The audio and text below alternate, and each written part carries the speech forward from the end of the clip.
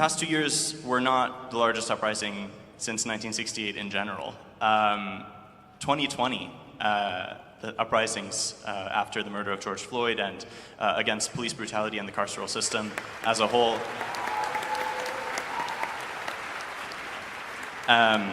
significantly shaped the minds of the organizers who would go on to carry out the student intifada last spring. Movements never exist in a vacuum, of course. We all understand this. But oftentimes we think of them, or the tactical progression of them, as sort of siloed instances of political history. And I just want to interrogate that, because I think that there's worthwhile material in seeing the legacy and the lineage that the student intifada followed that can help us understand what our tasks are, why we've failed, right? Why this is month 23 of a genocide that should never have begun in the first place.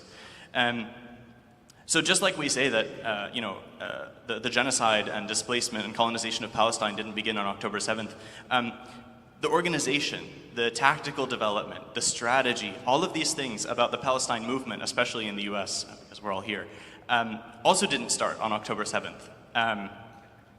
We're embedded in a political legacy that sort of encapsulates all types of struggles. We learn from different struggles. We incorporate learnings and teachings from different struggles that we have experienced or observed in past and recent history.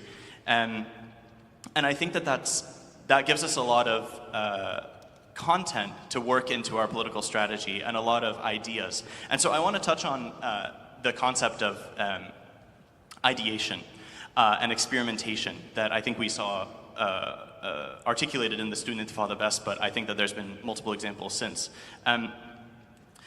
Using the sort of pre-existing political consciousness that came from 2020, from the uprisings that we saw and participated in, using the sort of tactical awareness that came from marching in the streets, being brutalized, watching comrades be brutalized throughout that summer and beyond.